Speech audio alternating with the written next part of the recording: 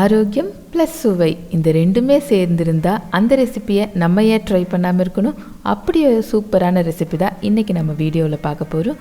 வணக்கம் and welcome to chef circle. இன்றைக்கி நம்ம வீடியோவில் ரொம்ப ஹெல்த்தியான ரொம்ப டேஸ்டான குதிரைவாலி காய்கறி சாதம் எப்படி செய்ய போகிறதுன்னு தான் பார்க்க போகிறோம். இந்த குதிரைவாலி காய்கறி சாதம் செய்கிறதுக்கு ஃபஸ்ட்டு ஒரு பேனில் 1/2 டீஸ்பூன் அளவுக்கு நெய் சேர்த்துக்கலாம். நெய் கொஞ்சமாக மெல்ட்டாகி வந்ததும் இதில் 1 கப் அளவுக்கு குதிரைவாலி எடுத்திருக்கேன். இதை நல்லா வாஷ் பண்ணிவிட்டு 2-3 டைம் வாஷ் பண்ணி தண்ணியெல்லாம் நல்லா ட்ரெயின் பண்ணிவிட்டு வடிச்சிட்டு அதை சேர்த்துக்கலாம்.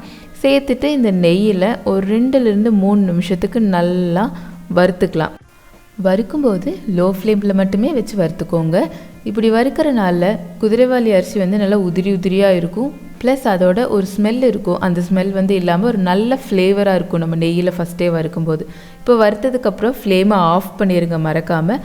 ஆஃப் பண்ணிவிட்டு 2 கப் அளவுக்கு தண்ணி சேர்த்துக்கலாம். 1 கப் குதிரைவாலி அரிசி எடுத்திங்கன்னா 2 கப் தண்ணி சேர்த்து ஒரு 10 நிமிஷம் ஊற வச்சிடலாம்.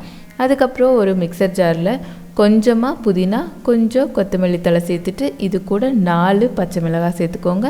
அதுக்கப்புறம் 2 இன்ச் அளவுக்கு இஞ்சி சேர்த்துக்கலாம். அதுக்கப்புறம் 6 பூண்டு பல் சேர்த்துட்டு இதில் 2 பட்டை, 3 கிராம்பு, 1 டீஸ்பூன் சோம்பு, 1 ஏலக்காய் சேர்த்துட்டு ஒரு தக்காளியை சும்மா ரஃப்பாக கட் பண்ணி வச்சுருக்கேன் அதையும் சேர்த்துட்டு நல்ல ஸ்மூத்தான பேஸ்ட்டாக அரைச்சி எடுத்து வச்சுக்கலாம். இந்த பேஸ்ட்டை நம்ம இந்த சாதத்துக்கு யூஸ் பண்ண போகிறோம்.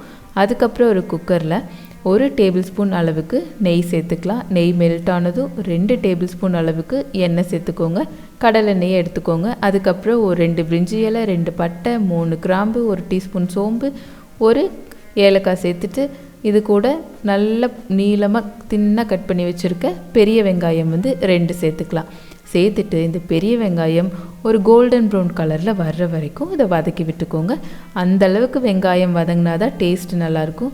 இந்த மாதிரி வதங்கினதுக்கப்புறம் இதில் நம்ம அரைச்சி வச்சுருக்க பேஸ்ட்டை சேர்த்துக்கலாம்.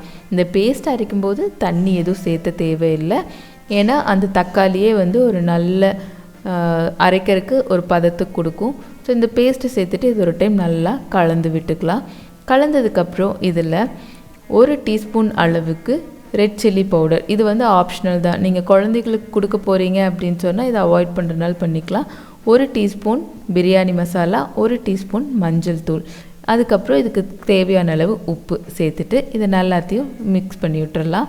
இதை மிக்ஸ் பண்ணி முடித்ததுக்கப்புறம் என்ன பண்ணுங்கன்னா குக்கரோட பேக் சைடு இருக்குள்ள அதை அப்படியே திருப்பி ஒரு 2 நிமிஷத்துக்கு லோ ஃப்ளேமில் விட்டு மூடி வச்சிடலாம். அப்படி மூடி வைக்கும்போது இந்த மசாலாவோட பச்சை வாசனையெல்லாம் போய் எண்ணெயெல்லாம் நல்லா பிரிஞ்சு வரும். ஸோ இந்த மாதிரி பிரிஞ்சு வந்ததுக்கப்புறம் இதை மறுபடியும் ஒரு டைம் மிக்ஸ் பண்ணி வச்சுட்டு இதில் நல்லா கேரட், பீன்ஸ், உருளைக்கிழங்கு, காலிஃப்ளவர் இப்படி இந்த மாதிரி வெஜிடபிள்ஸ் எல்லாம் ஒரு 400 கிராம் வர்ற அளவுக்கு கட் பண்ணி வச்சுருக்க பொடி பொடியாக சேர்த்துட்டு நல்லா மிக்ஸ் பண்ணி விட்டுருங்க. இந்த மசாலா எல்லா வெஜிடபிளையும் நல்லா கோட் ஆகிற அளவுக்கு மிக்ஸ் பண்ணி விட்டுருங்க. ஸோ இது மாதிரி மிக்ஸ் பண்ணதுக்கப்புறம் இதில் நம்ம ஊற வச்சுருக்க குதிரைவாலி அரிசியை அதே தண்ணியோடு சேர்த்துக்கோங்க. நீங்கள் குதிரைவாலி அரிசி ஊற வைக்கிறீங்கல்ல அப்போவே தண்ணி கரெக்டாக மெஷர் பண்ணி சேர்த்துருங்க. எக்ஸ்ட்ரா எந்த தண்ணியும் சேர்த்த வேண்டாம். அப்போ தான் சாதம் குழையாமல் கொஞ்சம் உதிரி உதிரியாக இருக்கும். ஸோ இதை சேர்த்துட்டு நல்லா மிக்ஸ் பண்ணி விட்டுட்டு உப்பு செக் பண்ணிக்கோங்க. தேவைப்பட்டால் போட்டுட்டு கடைசியாக 1/2 டீஸ்பூன் அளவுக்கு நெய் சேர்த்துட்டு அப்படியே குக்கரை மூடி வச்சுருங்க. மூடி வச்சு ஒரு 3 விசிலுக்கு மீடியம் ஃப்ளேமில் வச்சு குக் பண்ணிக்கலாம்.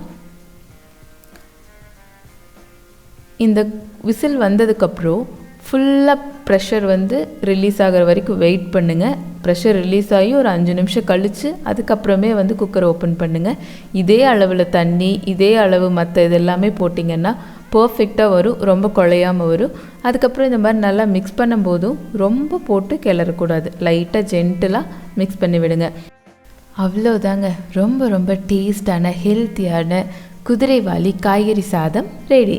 இந்த குதிரைவாலி காய்கறி சாதத்தை நீங்கள் செஞ்சு பார்த்துட்டு எப்படி வந்துச்சு அப்படின்னு சொல்லி உங்களோட ஃபீட்பேக்கை எனக்கு கமெண்ட்டில் சொல்லுங்கள். ப்ளஸ் உங்களோட சப்போர்ட் இல்லாமல் எதுவுமே பாசிபிள் கிடையாது. ஸோ இது வரைக்கும் நம்ம சேனலை நீங்கள் சப்ஸ்கிரைப் பண்ணலை அப்படின்னு சொன்னால் மறக்காமல் சப்ஸ்கிரைப் பண்ணுங்கள்.